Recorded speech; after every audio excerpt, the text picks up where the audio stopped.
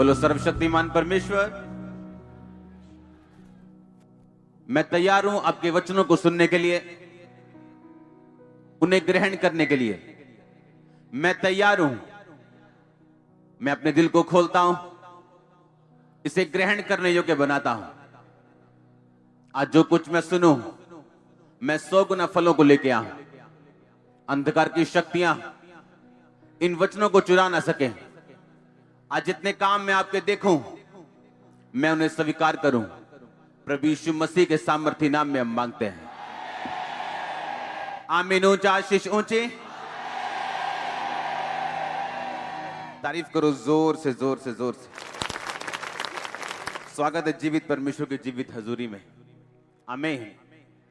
बैठ जाओ अपने शरीर में। पिछले हफ्तों में हमने सुना गैर भाषा के विषय में कि गैर भाषा हमारे लिए हथियार है।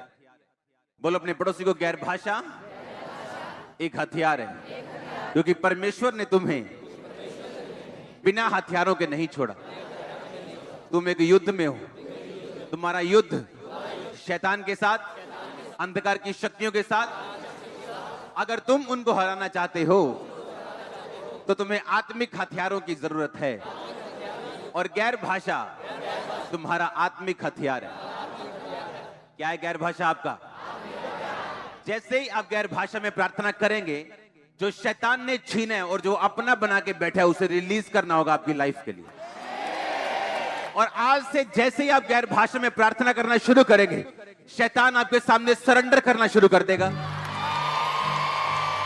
मैं आपको सच कह रहा हूं, जितनी ढिठाई की आत्मा आपके फैमिली में काम कर रही है, घुटनों पे आने वाली यीशु मसीह के नाम में। आप तैयार है दूसरे हथियार के बारे में सुनने के लिए? अगर आपको इस हथियार के बारे में मालूम है कि गैर भाषा मेरे लिए एक हथियार है, यह परमेश्वर ने मुझे सिर्फ एक निशानी के रूप में नहीं दिया। परमेश्वर ने मुझे एक हथियार के रूप में दिया कि जब मैं इसे बोलूंगा, मैं परमेश्वर की भाषा बोलूंगा, वो प्रार्थना करूंगा जो पवित्र आत्मा मेरे अंदर से करना चाहता है, जिसे मैं अपने शब्दों में नहीं कर सकता। वो विषय जिसे मैं जान नहीं सकता, वो मेरे पास्टर के लिए हो सकती है, मेरे भाई के लिए हो सकती है, दूर बैठी किसी कलीसिया के लिए हो सकती है। और जैसे ही आप अपने जीवन को, अपनी लाइफ को, अपने मुंह को, अपने शरीर को परमेश्वर की आत्मा के एक मीडियम के रूप में देंगे, आप खुद भी ब्लेस होंगे। और इसीलिए पवित्र आत्मा आपके बीच से होकर प्रार्थना करता है। बाइबल कहती है वो आहें मार के हे अब्बा हे पिता कह के पिता की मर्जी के अनुसार पवित्र लोगों के लिए विनती करता है। आमीन। तो गैर भाषा सिर्फ एक निशानी नहीं कि आपके पास पवित्र आत्मा है। गैर भाषा एक हथियार है जिसे आपको इस्तेमाल करना है और अपनी लाइफ को सीधा करना है। क्योंकि याद रखो, बाइबल कहती है कि आसमान से अब कुछ नहीं उतरना, परमेश्वर ने कुछ नहीं करना। उसने क्रूस पे आखिरी शब्द बोले थे, सब कुछ पूरा हुआ, यानी सब काम पूरे हो चुके हैं। अब आपको उन कामों पे विश्वास करना और उनका एडवांटेज लेना। कैसे? इन आत्मा की बातों की नॉलेज रख के। आमीन। दूसरा हथियार जो आज हम बात करेंगे वो है आत्माओं की परख। ये सबसे कम समझा जाने वाला हथियार है एक कलीसिया में। आत्माओं की परख लोग इस तरह से समझते हैं कि आत्माओं की परख का मतलब, नहीं ये मिनिस्ट्री सही नहीं है, ये मिनिस्ट्री सही है, या नहीं ये पास्टर सही नहीं है, नहीं ये प्रॉफिट सही नहीं। ये आत्माओं की परख नहीं है, ये आप जजमेंट दे रहे हो और आप जज नहीं। मैं ये नहीं कह रहा कि ये ऐसा हो ही नहीं सकता, ऐसा है, लेकिन ये एक छोटा सा हिस्सा है, स्मॉल हिस्सा है। पूरा वरदान नहीं है किसी को परखना। नहीं ये शैतान है, नहीं ये चर्च शैतानी है, नहीं ये पास्टर शैतान। नो नो नो, ये पूरा आत्मा की परख वाला हथियार नहीं। आत्माओं की परख आप इस तरह से समझते हो कि आपकी लाइफ में क्या घट रहा है और उसके पीछे कौन सी आत्मा है। आज बहुत से विश्वासी बीमारी का, अफ्लिक्शन का आत्मा उनकी लाइफ में काम कर रहे हैं। वो एक बीमारी से छूटते हैं, दूसरी में फंसते हैं, दूसरी से निकलते हैं, तीसरी में फंसते हैं, तीसरी से निकलते हैं, चौथी में फंसते हैं। वो निकलते हैं, उनका पति फंस जाता है, पति निकलता है, बेबी फंसता है, बेबी निकलता है, मां फंसती, मां निकलती, बाप फंसता है। ये एक बीमारी का आत्मा है और ये अफ्लिक्शन का आत्मा है। और जिसकी लाइफ में ये आत्मा काम कर रहा है, वो बंदा क्लियरली और पूरी तरह से डेडिकेटली परमेश्वर की सेवा नहीं कर पाता और ना ही उसके काम कर पाता।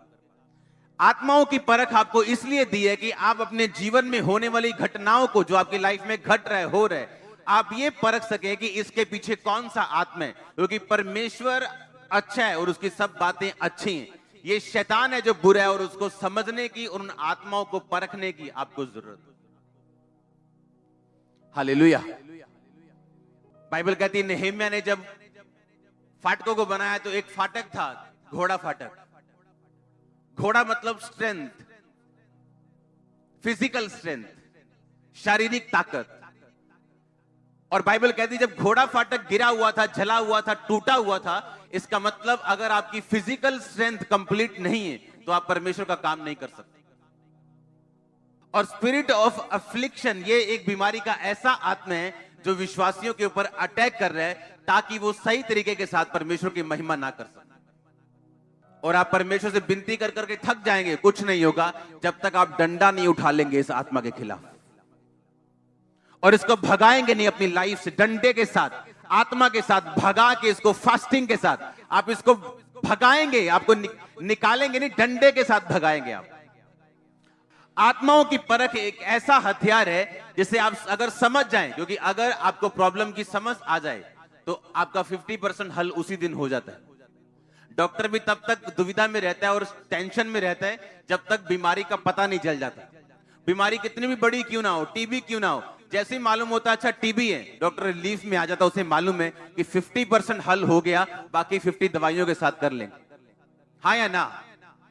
आत्माओं की परख एक ऐसा हथियार है जिसे आपने ध्यान से समझना है। आज अपने हाथों को उठा, बोलो परमेश्वर मुझे यह वरदान दे और मेरी समझ को खोल दे, प्रभु यीशु मसीह के नाम में। आमीन। ऊंचा शीशाब की चर्च।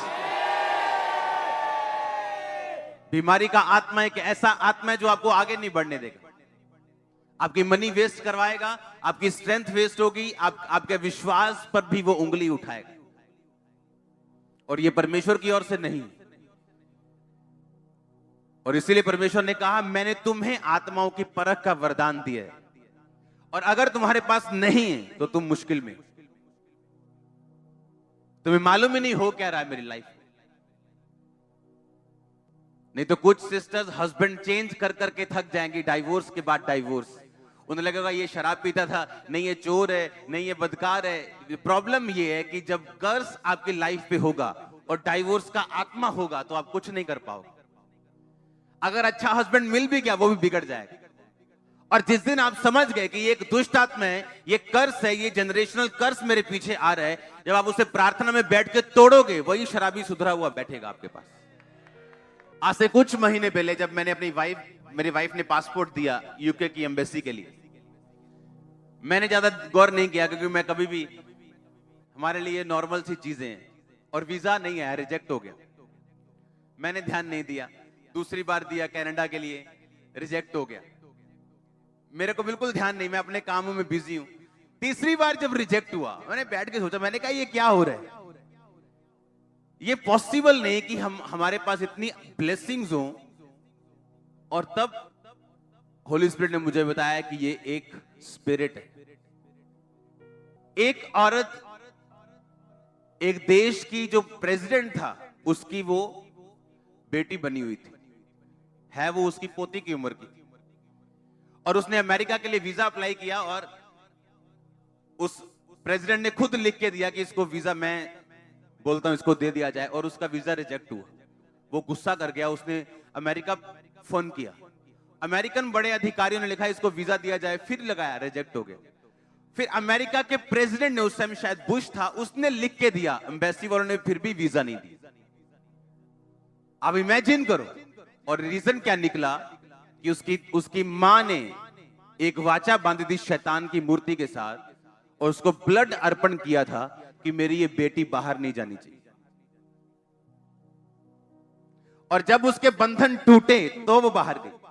मैंने इसको कहा, मैंने कहा रुक जा, अब मुझे हैंडल करने दे, अब अमेरिका का वीजा है इसके पास। आप समझ रहे कि नहीं? प्रॉब्लम ये है कि जब कोई चीज अड़ती है, हमें ये देखना है कि कौन सी आत्मा है इसके पीछे। और कौन इसको ब्लॉक करने की ट्राई कर रहा है। और जब आप हर चीज को स्पिरिचुअली लेते हो, आप उसका हल कर बैठते हो। आप समझ रहे कि नहीं? शैतान ये चाहता है कि आप शर्मिंदा रहे। हां, आपका पति एक ऐसी औरत के साथ फंसा रहे जो आपसे 10 गुना कम सुंदर है, और आप सोच रहे हो मुझ में क्या कमी है। प्रॉब्लम शैतान है। और जब आप स्पिरिट को समझ जाओगे, आप घुटनों पे आओगे और उस आत्मा को डांटोगे, और आपका पति आपके आगे पीछे होगा। जब मुझे मालूम है कि ये फेलियर मेरे बाप दादाओं से मेरे पीछे आ रहा है, और आपको मालूम है ये फेलियर आपके बाप के पास था, आपके दादा गरीबी में रहे, शराबों में रहे, और यही स्पिरिट आपके पीछे है, तो आप फिर मूर्ख हैं अगर आप भी सिगरेट, बीड़ी, दादा की तरह शराब पिएंगे और उन्हीं की तरह नशे करेंगे और डीजे पे नाचेंगे, तो आप उस आत्मा को इनवाइट कर रहे हो कि आप मुझे भी मार रहे। जब आप ये समझ जाते कि मेरे साथ जो हो रहा है वो आत्मिक है, हालेलुया। आपको मैं ध्यान से समझाता हूं कि आपको फाइट करने के लिए चुना गया। अगर आप फाइट नहीं करेंगे, दूसरी बात, अपनी फाइट नहीं समझेंगे, क्योंकि मेरी फाइट अलग है, इस भाई की अलग है, इसकी अलग है, इसकी अलग है, इसकी अलग है, हर बंदे की फाइट अलग है, पर हथियार एक ही है। आमीन। दूसरा शमूएल उसके 11 बाब उसकी 1 आयत में पढ़ूंगा।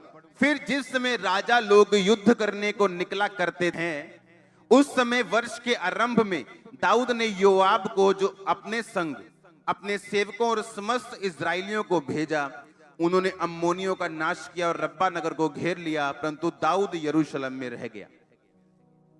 ध्यान से सुनो।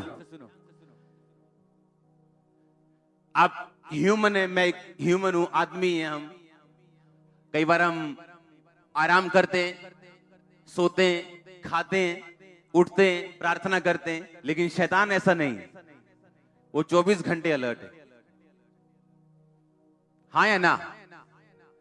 और इसलिए बाइबल कहती है जो कोई स्थिर है वो चौकस रहे, कहीं गिर ना जाए, और जो कोई गिरा हुआ है वो उठे, क्योंकि शैतान 24 घंटे आपको देख रहे हैं।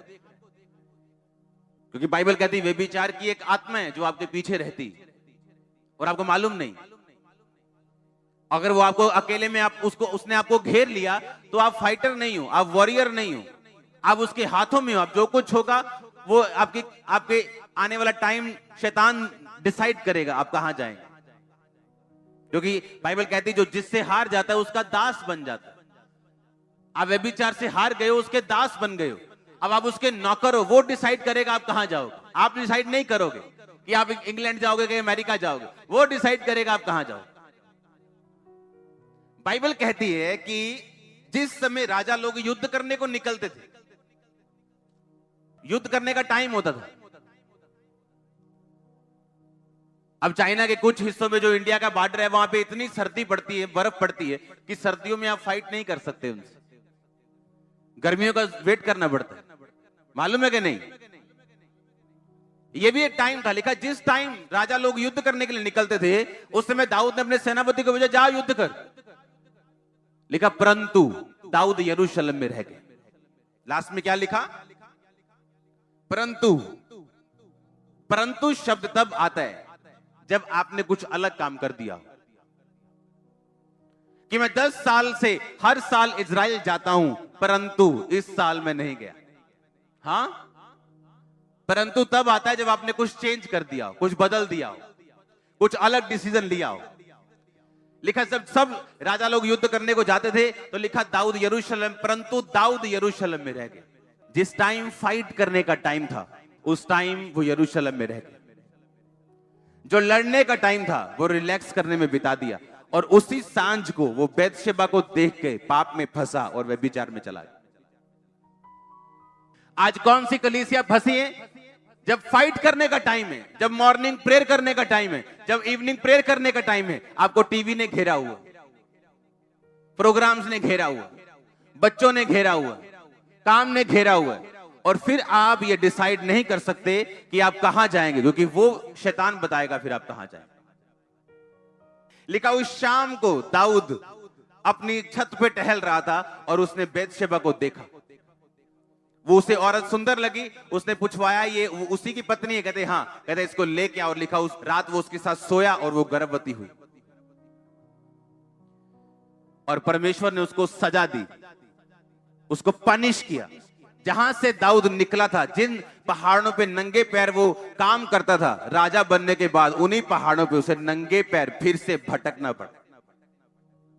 शैतान एक ऐसी चीज है, जहां से आप निकले हो वहीं से आपको हमेशा खींचते हो।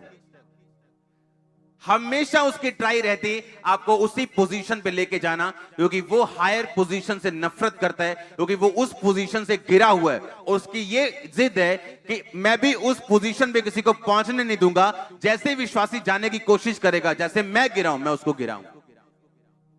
और बाइबल कहती है जिस समय राजा युद्ध करने को जाते थे, उस समय दाऊद रिलैक्स कर रहा था, छत के ऊपर टहल रहा था आराम से। जब आपको मालूम है ये 40 फास्टिंग का टाइम है, ये 40 रोजे रखने का टाइम है, ये 10 रोजे रखने का टाइम है, ये 6 घंटे प्रार्थना करने का टाइम है, तो आप किसी पिक्चर को देखने के लिए नहीं जा सकते। आप समझ रहे हो कि नहीं? आपको मालूम है आपकी लाइफ फाइट के अंदर है, शैतान आप पे अटैक कर रहा है, आपको आगे बढ़ना है, आपको टेस्टिमनी बनानी है, आप रिलैक्स नहीं कर सकते। आपको स्पिरिचुअली माइंडेड होना है, आपको सोचना है कहां कमी, कहां प्रेयर की कमी, कहां फास्टिंग की कमी, कहां पवित्र टाइम में कमी, ताकि आप उस टाइम जब आपको आपका लड़ने का टाइम है, आप रिलैक्स ना कर रहे हैं।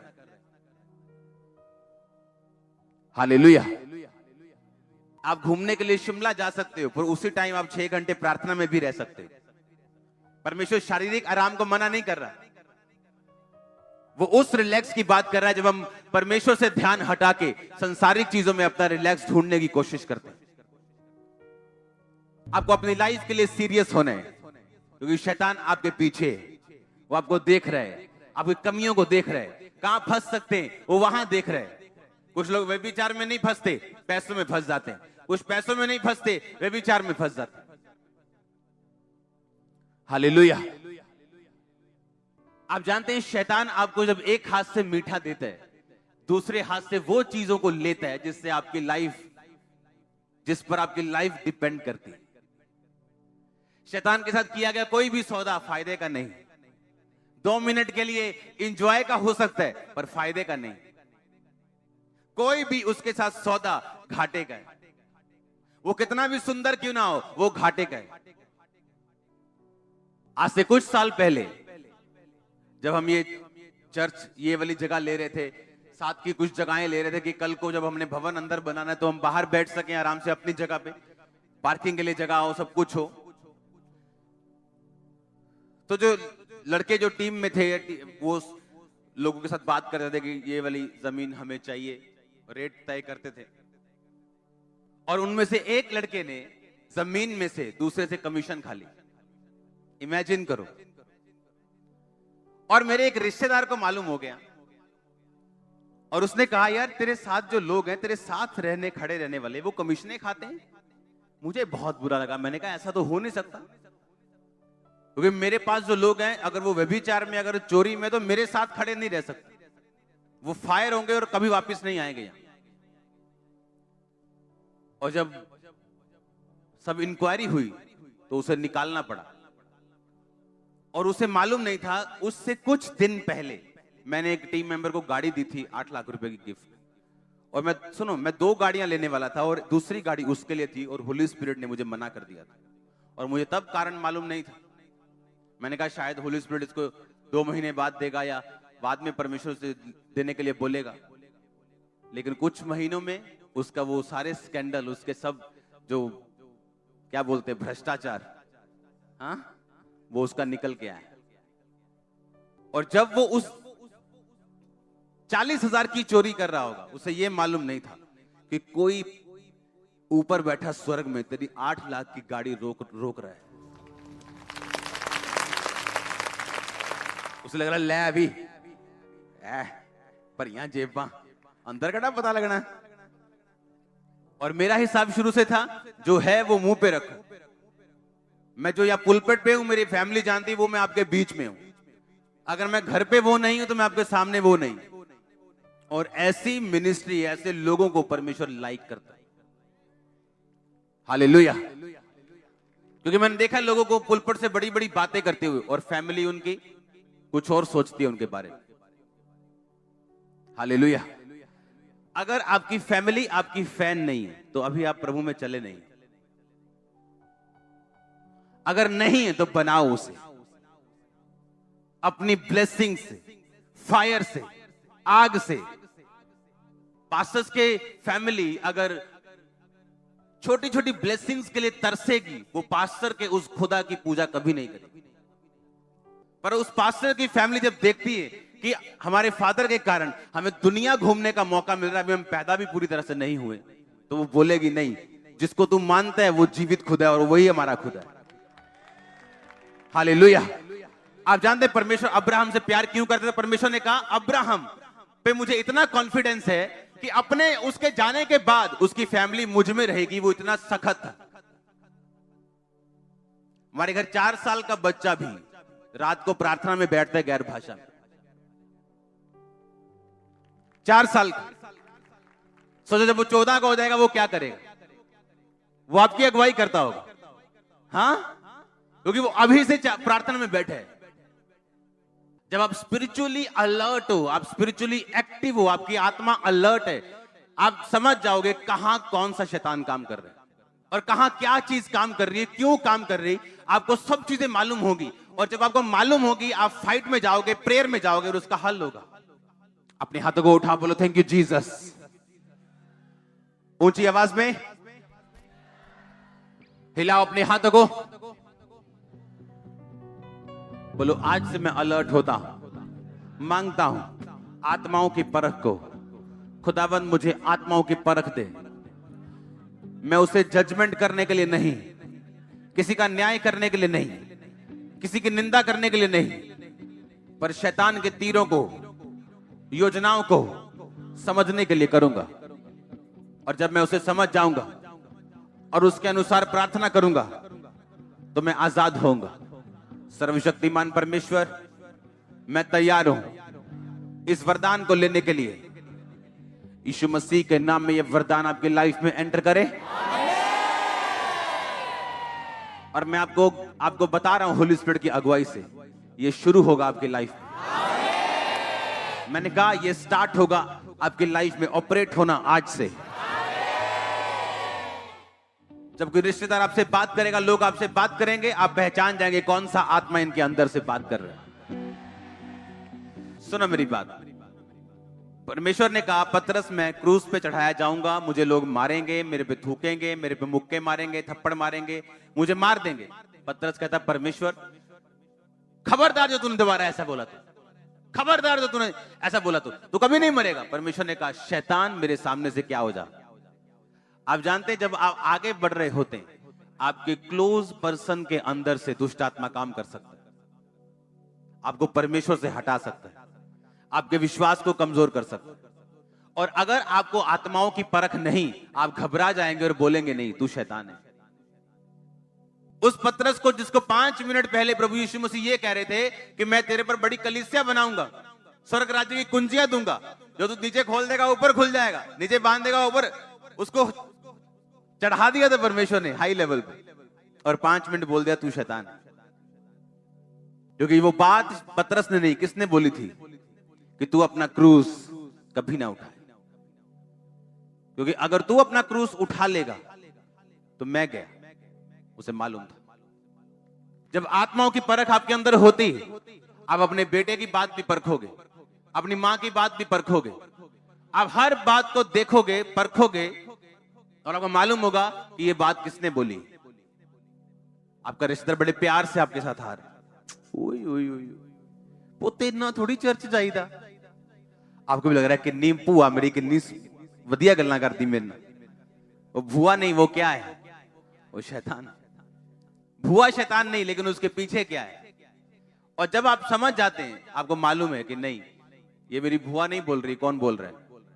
क्योंकि परमेश्वर से पीछे करने के लिए इंसान उस दुष्ट आत्मा के द्वारा प्रेरित होकर कह रहा है।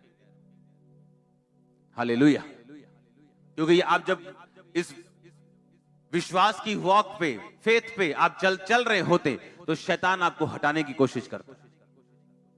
बाइबल कहती परमेश्वर के साथ साथ चलता रहा और एक दिन लोप हो गया, क्योंकि प्रभु ने उसे उठा लिया और उसकी एक गवाही सुनी गई थी कि उसने परमेश्वर को खुश किया। ये आत्माओं की परख जब आपके पास होती, आप खुदा के साथ साथ चलने में आपको ये हेल्प करती, क्योंकि जब रुकावटें आएंगी, दुख और मुसीबतें आएंगी, ये परख आपको बताएगी कि आपको लगातार चलते, अड़े और खड़े रहना। आमीन। आपकी गवाही श्योर है चर्च।